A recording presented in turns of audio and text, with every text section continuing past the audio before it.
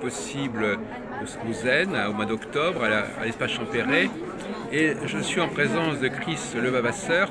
Et donc, Yves Donard m'a dit que votre créneau, c'était quand même le tantrisme, ou est-ce que c'est un peu schématique? J'ai animé des groupes de tantra à l'espace et dans la vie pendant 17 ans. Oui. D'accord, voilà. Alors, est-ce que le tantra, le tantra nous permet de mieux comprendre ce qui fait la différence, ou ce qui complète l'homme et la femme, enfin je sais pas. Pour moi, le tantra, c'est quelque chose qui nous met en présence du masculin et du féminin, qui nous met en présence de la puissance masculine et de la puissance féminine. Et pour moi, c'est deux énergies totalement différentes, mais qui sont complémentaires. Oui. Donc l'histoire, elle est qu'à partir du moment où une femme essaie d'être yang, ça ne peut pas marcher. Un homme essaie d'être yin, ça ne peut pas marcher. Bon, très bien. Ça n'empêche pas qu'il a une partie yin en lui et qu'elle a une partie yang en elle. Oui. Mais le principe n'est pas là. D'accord. Le principe, c'est que fondamentalement, il est yang, fondamentalement, il est yin. Et que la femme a été très, on va dire, traumatisée culturellement, idéologiquement par le pouvoir de l'homme, et que du coup, elle a perdu son essence féminine. Elle est un peu dans l'imitation de l'homme, par Elle est certains. dans l'imitation de l'homme, elle a perdu cette essence féminine, qui pourtant est d'une puissance incroyable. Oui. Et que si elle est au bon endroit, elle permet à l'homme d'être au bon endroit. Oui. Et si lui, il l'est aussi, il lui permet d'y être. Bon. Donc pour moi, l'homme, c'est du yang, ça veut dire c'est un contenant. Ah oui, d'accord. La femme, c'est du yin, c'est une énergie liquide. C'est un contenu. Est-ce qu'il y a encore des papiers à distribuer aux gens ou est-ce On est qu'on juste en en a train de faire un interview. Donc ok. Donc effectivement, l'homme est un contenant. Oui, j'aime bien cette formule. La femme est une énergie liquide qui se pose dans le contenu. Bien que dans le rapport sexuel, ça serait plutôt l'inverse. Oui, Quand la femme enfante, elle est plutôt le contenant et elle accueille le contenu qui est le Tant masculin. que l'homme la pénètre, elle est aussi plutôt le contenant. Oui. Mais en l'occurrence, énergétiquement, Oui, je vous suis. elle est vraiment Oui. dans cet endroit-là. Et j'ai la croyance même que quand l'homme est contenant, que la femme se pose dans ce contenant, Oui. c'est du yang qui va recevoir du yin, ça va générer du yang, et c'est là qu'elle va devenir initiatrice. Ah, oui. D'accord? Pour moi, elle n'est pas initiatrice sans l'homme. Elle est initiatrice parce que les deux se rencontrent. Pour moi, la spiritualité, elle fonctionne que dans la rencontre. C'est-à-dire dans cet espace que ça crée les deux ensemble quand ils sont mis en présence au bon endroit. Il y a un lien archétypal entre les deux, quelque part. Oui, mais il y a surtout une histoire énergétique qui fait que, effectivement, lui, il contient, effectivement, elle se pose. À partir du moment où elle se pose et qu'elle est au bon endroit, hop, il y a quelque chose qui va émerger de cette rencontre. Oui. Et c'est quelque chose pour moi qui est spirituel. Ça renvoie à la question du couple, alors, quelque part, Oui, pour vous. ça renvoie à la question du couple, mais ça renvoie au fait que le couple, pour moi, il est une femme qui doit honorer son homme, un homme qui doit honorer sa femme, chacun qui ne doit pas avoir besoin de l'autre, chacun qui pour autant se choisit tous les jours. Oui. Donc c'est vraiment une énergie différente. Et c'est vraiment, je ne pense pas qu'un couple peut fonctionner s'il ne fait pas vraiment un travail sur soi pour se rencontrer vraiment, pour poser une petite graine ensemble et pour travailler dessus, pour désherber, arranger, etc., pour que la graine fleurisse. Donc c'est un travail que d'être seul, de grandissement, mais c'est un travail que d'être deux, de grandissement toujours. Et c'est ça qui est magique dans le couple. Alors, je ne sais pas si on arrive à comprendre exactement pourquoi la femme est contenue et pourquoi l'homme est le contenant. Parce que l'homme est une énergie solide, Oui. la femme est une énergie liquide. Donc elle se pose sur l'homme, c'est ça? Elle se pose sur Elle se l'arbre? pose dans l'homme. Moi, j'ai animé pendant des années des groupes où, à un moment donné, j'animais des stages hommes d'un côté, stages femmes de l'autre. Oui. À la fin, je faisais un stage qui s'appelait la rencontre. Le premier rituel qu'on faisait, les hommes étaient posés. Les femmes rentraient dans cet endroit les yeux bandés. Et on les posait simplement contre l'homme. Oui. Et l'homme se mettait juste comme ça. Et elle se laissait aller. Elle l'accueille, il accueille la femme. Oui, ah oui, d'accord, avec ses bras, il l'embrassait, littéralement. Voilà. Et vous savez que l'étymologie de ravir, C'était des chevaliers qui ravissaient leurs femmes. Oui, c'est Ils l'enlèvement les des prenaient, Sabines. Oui. ils les mettaient sur leur cheval, ils partaient et elles étaient ravies. Oui, Et oui. aujourd'hui, une femme, elle est ravie quand un homme est contenant. Quand il vient et qu'il lui dit je t'emmène, on va là, je m'occupe de tout, je vais te chercher, tu t'es fait belle. Parce que le contenant, c'est aussi la maison. Mais c'est tout. Mais la femme, si l'homme, en fait avant, qu'est-ce qu'il faisait l'homme? Il travaillait, il générait Il construisait la maison, il oui. construisait la maison, et la femme était à l'intérieur, Oui. et elle nourrissait la maison. Oui. D'accord. Donc lui, il a une énergie qui est carrée avec les Il enfants. fait le cadre. Il fait le cadre, et elle fluidifie. Oui. Lui, il dit aux enfants, tu fais pas ci, tu fais pas ça, tu fais pas comme ça. Puis elle est derrière, puis elle dit, tout va bien, papa a raison, mais tu peux, ça va se faire. Et elle fluidifie l'histoire de papa. Fluidifie. Elle fluidifie. Et donc finalement, donc l'erreur à commettre, donc la femme ne doit pas croire qu'elle est le cadre, c'est ça? Elle ne doit pas croire qu'elle n'est pas le cadre. Et la femme Elle vit seule, dans un monde qui est construit par l'homme, en fin de compte. elle vit dans un monde qui est construit par l'homme et elle vit dans une énergie. Il y a une rencontre entre ces deux Oui, choses. oui. Là, le monde a été créé dans l'histoire par le yin et le yang et la rencontre de ces deux visions. Et c'est une rencontre. Pour moi, dans toutes les religions, il y a ce mouvement qui se fait de serrer et de rapprocher les mains. Parce que c'est du yin et c'est du yang, ça se met ensemble et ça élève.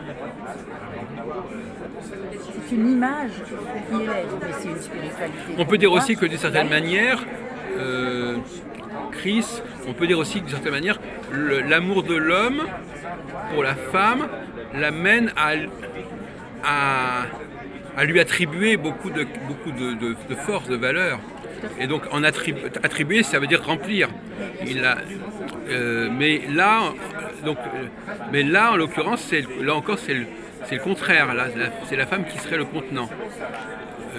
Puisque c'est elle qui reçoit ce que l'homme lui attribue. Oui, mais pour moi, je ne pense pas que c'est dans ce sens-là. Je pense que lui, il crée quelque chose. Oui, oui, c'est vrai, oui. Et qu'elle s'exprime dedans. Oui, oui. Et que lui, plus il va créer quelque chose de solide, plus il va lui faciliter Oui. l'expression. Mais sur le plan, disons que c'est effectivement dans la réalité, l'homme est le cadre, mais sur le plan fantasmatique et imaginaire, c'est souvent la femme qui va incarner, sur lequel il va projeter toutes sortes de valeurs. Donc la projection, c'est le fait de remplir. Donc c'est vrai, les deux sont vrais quelque part, hein, mais pas sur le même plan. Oui, mais dans dans la vie réelle, effectivement, c'est l'homme qui crée le cadre scientifique, mental, intellectuel, artistique, etc. Mais dans la vie, disons, alors du couple, mais c'est une vie un peu fantasmatique, archétypale. C'est pour ça que tout ce qui se passe au niveau du couple est un petit peu en décalage par rapport à la réalité sociale. Parce que dans le couple, c'est quand même l'homme qui est fasciné par la femme, c'est l'homme qui va féconder la femme. Mais parce que l'homme, il a une chose. Il ne fonctionne pas comme la femme. Et lui, il est OK devant le mystère. L'homme, il accepte le mystère. Voilà. La femme, elle n'accepte pas parce qu'elle a peur. Ah. Et elle a besoin de contrôler. La femme, c'est une énergie liquide, ça fait peur, une énergie liquide. Vous n'êtes pas contenu. Si je verse quelque chose là, ça se répand. Oui. D'ailleurs, quand on y réfléchit, le sperme est structurant pour la femme. Oui. Parce que même si c'est un moment très très court, c'est lui qui va enclencher, qui enclenche le processus sexuel. Le processus est bon. Donc finalement, c'est la femme qui va rentrer dans le système qui a été enclenché par l'homme. Oui, c'est lui, mais disons que c'est aussi une rencontre de yin et yang, parce que lui, dans son érection, il est yang, mais dans son éjaculation, il est yin. Oui. D'accord. Donc elle est à l'intérieur, elle va recevoir dans son yin, mais selon sa position et selon son lassitude, elle peut, si elle est dans le comble du yin, elle peut devenir une femme fontaine. Une femme Toutes fontaine. les femmes sont aptes à être fontaines, mais toutes les femmes ne le sont pas, parce que toutes les femmes ne reçoivent pas. Parce que Alors, attendez, pouvez-vous préciser ce qu'il faut entendre par femme fontaine. Enfin, Les femmes fontaines, c'est des femmes qui, à un moment donné, au moment de l'orgasme, ont ce qu'on appelle oui. une éjaculation qu'on ne peut Oui. pas bien comprendre, qui est comme de l'eau. Un fluide. Faire, des litres d'eau. Oui, voilà, D'accord. c'est ça. Donc ça, c'est femmes fontaines. Jacques Salomé en parle très bien. Oui. Et effectivement, pour moi, si toute femme est apte à être femme fontaine, si Elle elle peut, ne l'est oui. pas, c'est parce qu'il y a des peurs archaïques, ancestrales, qui font qu'elle n'est pas totalement ouverte. Donc par exemple, vous, il y a des femmes que vous avez, qui sont devenues fontaines, là, que vous avez Oui, vues, qui ont pu être, qui ont développé cette dimension de la fontaine Absolument. par un processus, par une formation, par D'ailleurs, un qui font épanouissement. peur, souvent. Oui, Hein, qui à la fois rassure l'homme parce qu'il sent qu'il a une incidence là-dessus, mais à la fois fait peur parce que c'est mystérieux ça aussi. ah oui, d'où vient ce liquide, effectivement, oui, oui. Personne ne se pose la question d'ailleurs. C'est assez Et alors étonnant. c'est lié, alors la question de la question de la ménopause, est-ce que ça intervient dans tout ça? Ou est-ce qu'on peut dépasser ce problème Moi je pense que si on doit parler de l'histoire de ménopause, pour moi c'est difficile à dire parce que je pense que c'est une évolution dans la relation Oui, qui fait qu'on la vit ou on la vit. ah oui, c'est ça, oui, oui. Les femmes aujourd'hui, on est dans une société qui valorise la jeunesse, qui donne aucun accès Non. à vieillir Non, tranquillement, non. avec plaisir, etc. Oui, oui. Et du coup, les femmes ont tellement peur qu'elles vivent tout ça très très mal. Ah oui, oui. Même les hommes. Donc le temps est important pour la femme. Elle voit le temps passer. Non, le temps est important pour cette société. Oui, Et mais ça rend la femme dépendante de ça. c'est ça. Mais c'est pour cette Il y a un société. compte à rebours, elle se dit le temps passe, oui.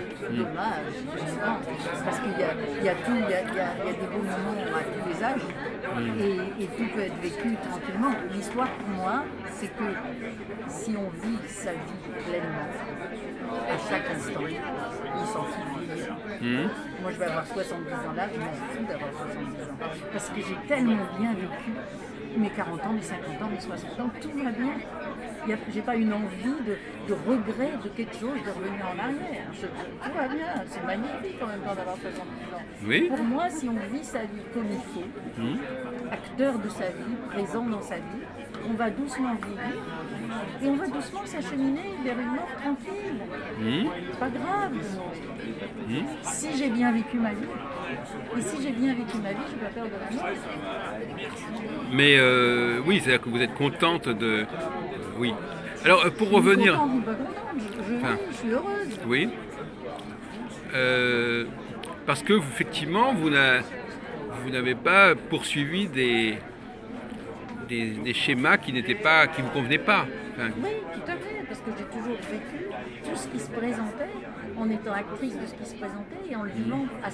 Donc tout va bien. donc finalement, alors finalement, l'homme apporte un cadre, mais s'il n'y avait pas la femme, ce cadre serait vide en quelque sorte. Bien sûr. Enfin, L'homme ne peut rien faire sans l'autre. oui. C'est une croyance que chacun peut vivre sa vie indépendamment. Non, non, l'un ne peut rien faire sans l'autre.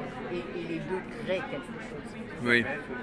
La création, elle s'est faite à partir du yin et du yang. C'est en ce sens-là qu'on peut dire effectivement que la femme complète l'homme. Elle le remplit. Et l'homme complète la femme. Oui. C'est pas l'un plus que l'autre. Non, mais Si vous dites, la notion de... femme Ben complète si, l'homme, parce que quand vous dites le contenant et le contenu, c'est le contenu qui complète le contenant.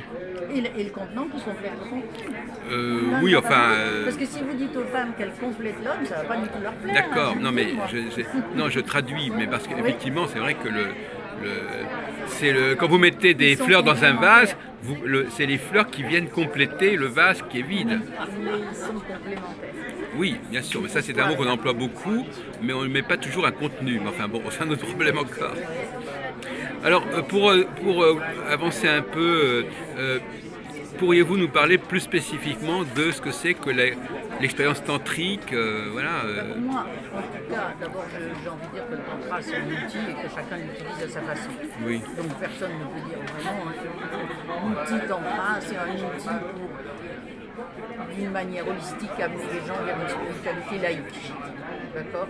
Donc après, chacun utilise cet outil comme il en a envie. Moi, j'ai utilisé cet outil pendant des années à des fins thérapeutiques en même temps, parce que pour moi, on ne touche pas le corps dans toute son entièreté sans qu'il y ait une réaction de dedans psychologique, et du coup, que derrière, il y a une nécessité de thérapie. Et du coup, pendant des années, j'ai travaillé avec ça, mais après, moi, je pense que ma façon d'utiliser a été une façon où ce qui, pour moi, était mon leitmotiv, c'était la rencontre. Comment est-ce que je rencontre l'autre à un endroit? Comment est-ce que je vais me mettre dans une situation en laissant mon ego de côté et en me mettant à l'écoute et à l'ouverture de l'autre pour faire que la rencontre va se faire. Et si la rencontre va se faire, ça devient magique. Moi j'ai une question à vous poser qui me préoccupe beaucoup depuis quelque temps, c'est est-ce qu'il faut forcément rester toujours avec le même partenaire ou est-ce qu'au fond ça n'a pas d'importance? Si, pour moi ça a une importance.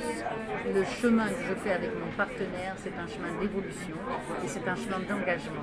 Et je ne crois pas que j'évolue tout seul dans le polyamour dont on entend parler en ce moment. Oui. Alors ça, moi, je n'y crois pas une seconde. Je crois que mon évolution, après c'est des choix, d'accord? Mais mon évolution intérieure, elle va se faire avec la rencontre avec l'autre, en continuant avec l'autre tous les deux ensemble, dans l'esprit d'avancer et d'évoluer. Excusez-moi, alors qu'est-ce que c'est la vogue du polyamour? Vous pouvez me le dire, même si vous n'êtes pas d'accord, que vous pouvez l'exposer un petit peu? C'est une vogue où apparemment l'idée c'est d'aimer et on peut aimer tout le monde. Oui. Et on peut être amoureux de tout le monde et du coup on peut aller avec on peut passer, oui c'est ça, voilà. Je n'y crois pas, moi. Après je me trompe peut-être, ça n'engage que moi. Mais moi, dans mon expérience, je n'y crois pas. Parce que ce qui est un petit peu ennuyeux quelque part, c'est vrai que la conquête, c'est vrai que le début de la relation est important, c'est-à-dire le plaisir. Oui, donc c'est quand même dommage qu'on ne les vive qu'une seule fois, si on peut dire. On peut continuer à être amoureux toute sa vie. Oui, mais on n'a pas. Oui, mais il n'y aura pas cette espèce d'attente ou d'incertitude. Mais tout ça, c'est de la projection, l'attente et l'incertitude. C'est que de la projection sur l'autre. Donc où est l'intérêt de la projection? Alors posez le problème autrement. Comment est-ce qu'on peut trouver du plaisir à renoncer à rechercher une autre relation et à rester avec la même personne?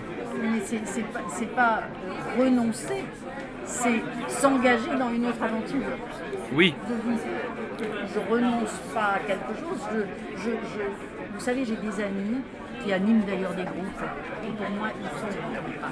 Parce que pour moi, le vrai tantra, c'est Barry Long. D'accord, faire l'amour de manière divine, Barry Long. Et après, c'est une femme qui s'appelle Diana Richardson, qui a écrit un livre qui s'appelle Slow Sex. Oui. C'est des amis à moi qui l'éditent et c'est des amis à moi qui parlent de ce travail, travaillent avec son enseignement. D'accord. Cette femme et ses amis en question, oui, c'est des gens qui s'aiment. J'en connais pas beaucoup des gens qui s'aiment. Ça, c'est des gens qui s'aiment. Vous voyez, vous le sentez. Qu'est-ce qu'ils font? Ils cultivent l'histoire ensemble. Oui. Ils vivent l'histoire ensemble. Et elle leur enseigne et apprend que, et c'était quelque chose que disait Barry Long à l'époque, que le sexe de la femme est une drogue qui contient des énergies divines et que c'est l'homme par son autorité naturelle. Alors son autorité, ça veut pas dire son pouvoir. On parle d'autorité naturelle, ça veut dire son énergie. Donc c'est lui qui va aller libérer ses énergies et qui va faire que quelque chose d'autre va se passer de spirituel entre eux, qui va les nourrir, qui va nourrir le corps. Mais c'est pas en faisant tchouk-tchouk, c'est en étant juste posé et en laissant les choses se faire. On travaille dans la vie tous autant qu'on est dans le développement personnel. Pourquoi? Pour faire que effectivement